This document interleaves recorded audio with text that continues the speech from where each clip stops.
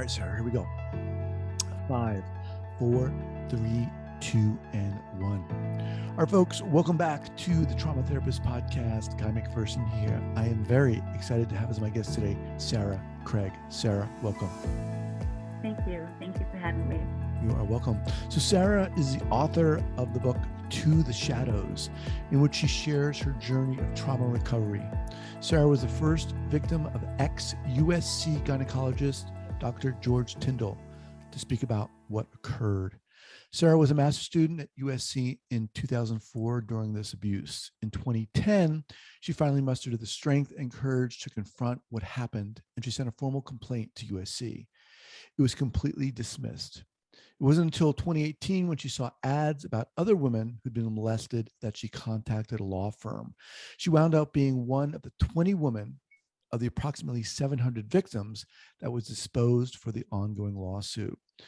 This book is an exploration of surviving trauma and the difficult process of healing. Sarah, who is hearing impaired, tried to bury what happened, and after it was consuming her life, she went through the painful process of healing. The book also shines a spotlight on how doctors are being protected by a broken system. Sarah, thank you so much for being here. Thank you. So before we get going, share with our listeners where you are from originally and where you are currently. Well, the answer is the same for both. I grew up in Saskatoon, Saskatchewan, and I moved around a lot. I lived in Toronto, Los Angeles, but I finally ended up back in Saskatoon. So that's where I am right now. Okay. All right. So as I do with every interview, how the heck did we get here? How the heck did you get here? What happened? I mean, no one should be in this position. I mean, no one should have had to go through this. And it's tragic, really, that George Tyndall got away with it for so long, that he affected so many lives. I mean, I was just going about my life as a student when I was down in USC, and I had huge dreams for myself. I was studying screenwriting, and I mean, it sounds very pie in the sky, but I had bought a vintage ball gown because I thought I was going to make it. I thought, I would be in the field and I would be going to awards events, and I really believed in myself. And then that day came where I walked into my doctor's appointment and I came out a totally different person. My So life he had was, just been... excuse me for interrupting. So he was, you said your doctor's appointment. So he was at the school, he was a USC affiliate. It was a routine physical type thing? It was a gynecology exam. Okay. And I'm not sure if he was actually a gynecologist or if he was just a regular doctor doing those types of exams. But that's the type of exam it was supposed to be. And it was, for me, I had a very specific reason for going in. I was having some issues that I needed looked after. He didn't look into those issues. He had his own idea about what was going to happen in that appointment, and it wasn't medical based. So what transpires? I'm not asking for specifically what he did, but what unfolded? What were the events such that they unfolded? Yeah. So, I mean, I talk very detailed about what he did in my book. I don't hold back on telling that story. But, I mean, he basically tried to stimulate me. Well, I wasn't necessarily asking about what he did, but when you left that office, what occurred? Yeah. So I didn't want to leave the office. I was very ashamed after what happened. I felt very diminished. That's the word that comes to mind. I felt very diminished as a person, and I didn't want anyone to see me. I didn't want to walk out into the hall. So, but because of my early childhood abuse experience, I already had experience of shoving that down. So that was my go-to way of coping. So I just shoved that right down.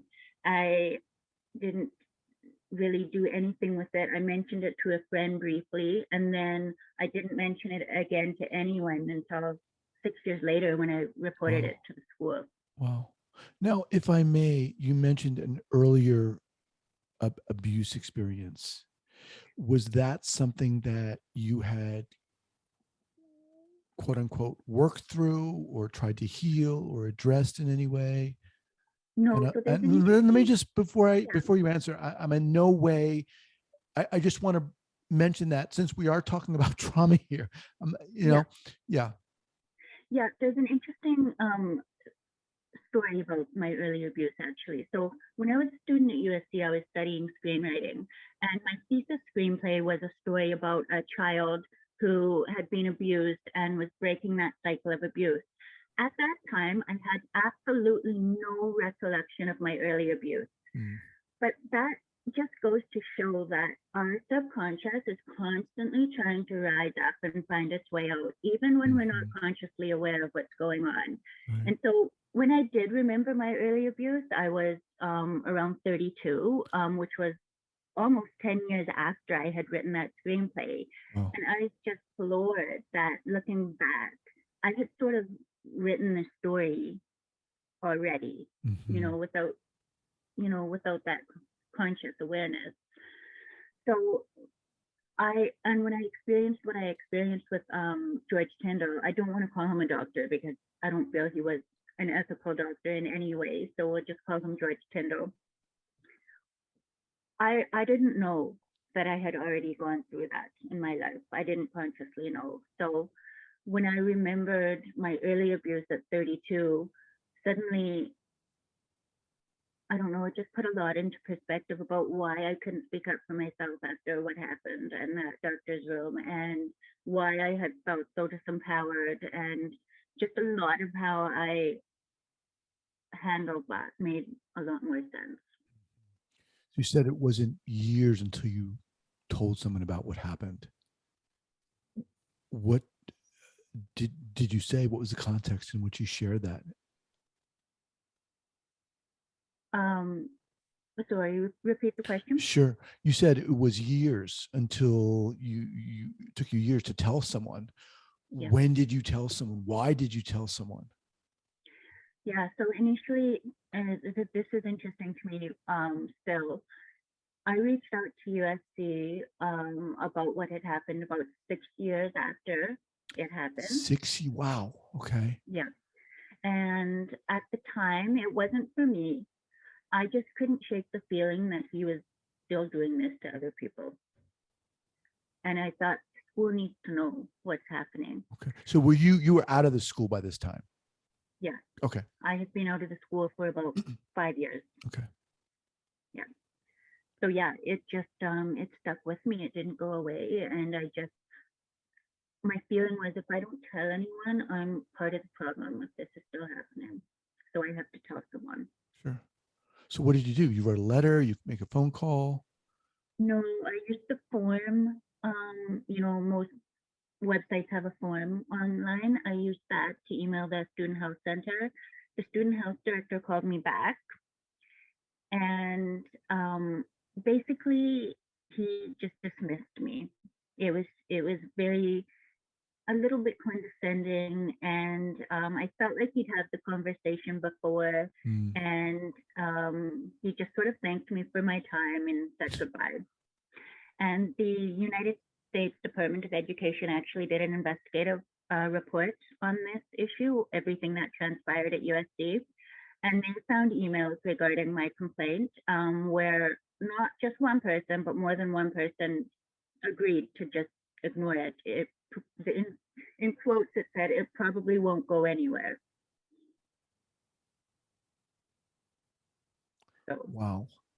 I yeah. mean, I can't say I'm surprised, but still, it's just, what do you say to that? I mean, so how were you dealing with this at this time? What I wasn't. you I weren't? wasn't dealing with it. Okay. Yeah. Let me ask you a different question. How was this affecting you? Yes, it was affecting me hugely. I had very, very dysfunctional behaviors and relationships. I had, knee-jerk reactions. I took everything personally. I mean, there's just a myriad of, I want to call them personality defects that I had because I hadn't dealt with any of this trauma. Mm-hmm. Um, I have since learned out that trauma actually changes our brain, um, which is pretty profound. So, I'm working with a psychiatrist now and reversing that, and it's Mm-hmm. working, and Awesome. I feel it working, and Awesome. it's lovely. So at what point did you say to yourself, I need to get some help?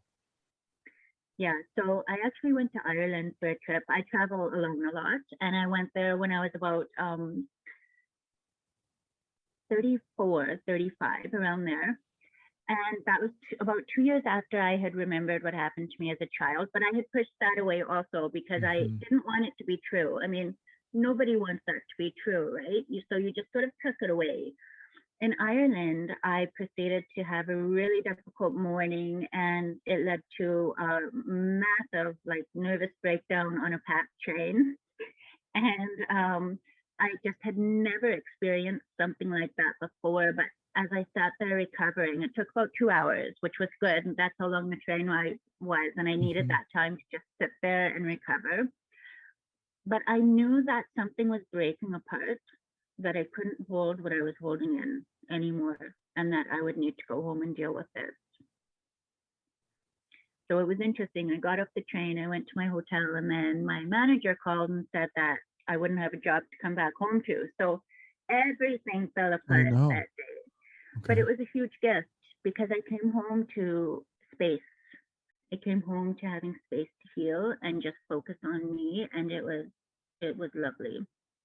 So did you begin seeing someone, a therapist or psychiatrist or whomever? How did the healing process evolve for you, So work for I you? didn't start seeing my psychiatrist until well into the lawsuit, actually, but I started seeing a therapist who does integrative body psychotherapy.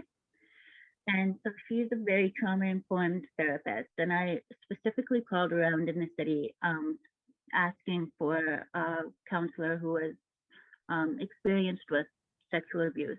Mm-hmm. And those phone calls led me to her. And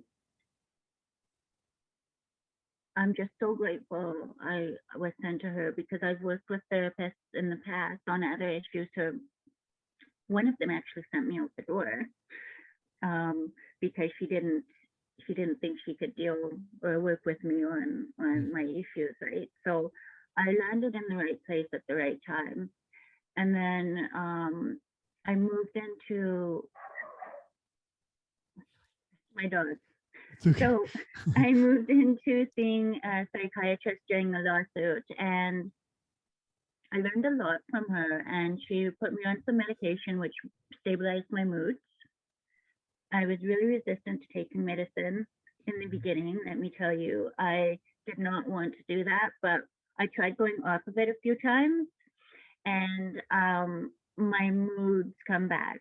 Like I just get moody, Mm-hmm. and I've been like that for most of my life as a result of the trauma, right? It's PTSD is what I've learned, but the medication stabilizes me, and so it's been a huge gift. So you saw the therapist first before you saw the psychiatrist. Was there anything that you can point to that the therapist did that really helped you? Yes, she she held space for me in such a beautiful way. She didn't directly validate or invalidate my experience. She just allowed space for my experience to come forward, which I think was so important because I went into therapy still questioning the validity of my memories. Mm-hmm. Like I said, like what happened to me when I was young was sort of unbelievable, and I didn't want to believe it anyways. And then when she guided me through a lot of that body work, I realized, okay, you can maybe fake a memory through talking, but your body does not fake what's Mm-hmm. happening. Like Mm-hmm. I wouldn't have these emotional holds all over my body if nothing had happened. And so that body focused therapy, I think, was so important for me. So um, talk a little bit about this the lawsuit. And then I want to get into the book. So when did you become aware of the lawsuit, and how were you involved? So I remember it specifically, and it annoyed me when I discovered it because it was 2018, and I was just sitting there at home. It was a lovely winter day. I was cozy on my couch, and I was like, I finally feel like I'm ready to like begin the next chapter of my life. That maybe I don't need to go to therapy anymore. And I'm scrolling through Facebook, and then I see that ad, and those moments where time just freezes. It was one of those moments when I saw George Tyndall's face on that ad. Time froze, and it was probably like 5 seconds. I had to really look at that photo, and then it all came back to me, and I was like, "Oh, that's the doctor that did that Mm-hmm. to me in my appointment." And it was interesting because I think it was a matter of minutes before I started Googling law firms. And it took me 2 years to go to therapy for my childhood assault because I wasn't an empowered person at that point. Mm-hmm. So coming out of therapy, I had gained back some of my power. And within minutes, I was, taking action to stand up for myself. So I've become a huge advocate for healing because we can't protect ourselves if we're disempowered, Right. and trauma steals our power. Right. Right. So, and you took part in that lawsuit. You were deposed. One of the people who were Yeah. deposed. Yeah, because of the email, the complaint I filed and the emails they found, um, that there was evidence for my claim, I guess, and that's why I was one of the women who were deposed in Mm-hmm. that suit. Litigation is hugely stressful, and I just have to say I have such respect for my lawyers. I hate that lawyers get a bad reputation for being cold and calculating because I have to tell you, my lawyers were some of the most kind-hearted people I have ever met. Wow. They they did their job, and they held space for me when I was, to be quite frank, very vulnerable. Wow. That's awesome to hear. I appreciate you sharing that. So, how did the book come about? And we're just, I So want to remind everyone that we're speaking with Sarah Craig. She's the author of the book To the Shadows. so I started writing the book actually when I started therapy around 2015. And because I'm a writer, I've always been a writer. I mean, my university degrees are in writing. I just felt like I had to document my healing journey. I didn't know why exactly. And then I pulled out a lot of the stuff I had written over the years. It was like a huge stack of papers, just journal entries and little stories. And I had about half of my book already there compiled. And which was interesting to me, that I had sort of already been working towards that without really knowing it. Mm-hmm. And then as I went through therapy, I realized why I was writing my story. And it's because that when you're going through therapy and healing from trauma, it feels so alone.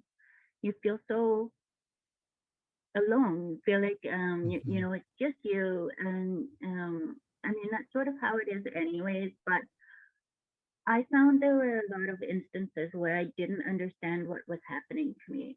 Like when I was having panic attacks or a bad anxiety, which is a part of the healing process. I didn't understand that that was part of the healing process at the time. So in those moments, I was like, oh, I need to go to the hospital. I'm having a heart attack. Or, Mm-hmm. Mm-hmm. I overreacted in a situation that was actually quite normal to the healing process. And so I wrote this book to sort of walk people through a lot of the steps that they're going to encounter on the healing journey. Let me ask you something. You had this, well, initially as a young child, an abuse experience, and then as an a more mature woman, another experience. What do you want people to know about trauma and about the healing process? What do you feel is important for them to know? Because to me, But let me just say that it feels to me, Sarah, like you're so giving of yourself. and your experience. I mean, you're putting it all in this book. And I'm not asking you to condense the whole book, but what is it what message do you want people to hear? That there's nothing to be ashamed of. I mean, that's the key. I mean, trauma, sexual assault specifically, is still so stigmatized. And until we start having this conversation at large, things are not going to change. I mean, look at how many women were abused at USC just by one man alone, and how long it took for that to come out and for us to receive justice. I mean, we're talking decades. Mm-hmm. Um, I also want people to know that when they see this happening and they don't speak out, they are part of the problem. If you turn a blind eye to these issues, you are part of the problem. And that's why I'm such an advocate for us to talk about these issues. Mm-hmm. For example, the people to whom you sent the email and who read the email about your experience, right? They didn't do anything. They dismissed it. They ignored it. That's right. And Right. they were part of the problem. Right. Right. And I wonder, I do wonder in hindsight, if they had sat back and thought about what their actions were really doing and how many women would go on to be hurt, if they would have made a different choice. And I'm not sure if they would have, but I wonder if that would have made a difference, because they obviously felt a larger obligation to protect the reputation of the school in Mm-hmm. that moment over the health and wellness of the students who, were making that school a reality, Right. Right. which is a problem. I mean, leadership was a problem. Right. And we see this time and time again, right? With the doctor who abused the gymnastic team. That went on for a long time. Yeah, That yeah, coach at, what was it, Penn State? I don't know yeah. if you're There is familiar. another one at UCLA. Yeah, Yeah. So in terms of, we mentioned it in the bio, you're saying this is a broken system. And we're just seeing this again and again. What is that saying to you? well, I may be a bit too optimistic here, but I think things are starting to change. I mean, the tides are starting to turn. If they weren't, we wouldn't be seeing justice. We wouldn't even be seeing these stories come out to be heard. Right. So I do think the tides are changing. I think that the right leadership has to be in place, and the people who work in these institutions need to know that they will not be reprimanded if they protect the students. Right. Right. All right. So as we kind of wind down here, I want to ask you a couple more questions. First, who's the book for? The book is for people who are on the recovery journey, Okay. and also supporters of people who are on the recovery journey, because I think it's really important that we understand what trauma entails when we haven't experienced that ourselves, but we Right. have someone close to us who has. Okay. And in terms of the audience here, we're a lot of therapists are listening to this, a lot of survivors are listening to this as well. But what do therapists need to hear about your experience or the healing journey in general? What do they need to know when they're working with people who've experienced this type of trauma? That's a good question. I mean, I think for me, I found such a having a safe space, having a safe therapist is really the most important thing. I've been with therapists who I didn't continue on with because I could feel judgment from them.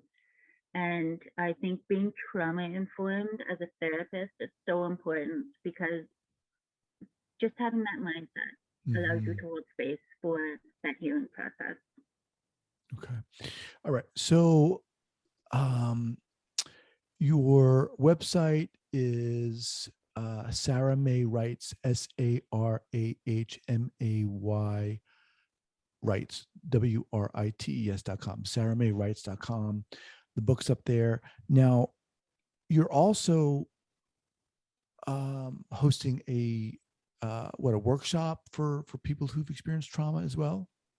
Well, yes, I'm actually getting my certification for coaching. Okay. I want to work specifically with the trauma survivors who are working their way out of therapy and segueing into being independent. There's sort of a transition period there where Okay. we start relying so much on a therapist.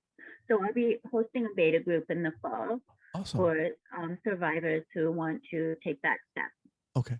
And where can people access information on that? So on my website, there's a Okay. list that they can join to sign up for that. And it will be first come, first serve. Okay. Awesome. All right, Sarah, man, just intense. I mean, you are so inspiring. I really appreciate you coming on here and taking the time to talk about this. I mean, I don't think maybe people do realize, but to go through what you've gone through and to be sitting here and talking about this, right? I mean, what is that like for you? I mean, it feels like I'm being called to do it. It, it is daunting to put yourself out there and bare your soul and talk about all those things that happened, but it's part of my passion for making the world a better place. Awesome. Awesome. Well, you're welcome back anytime. I'd love to keep in touch. And again, thank you so much for being here. Thank you. All right. Take care.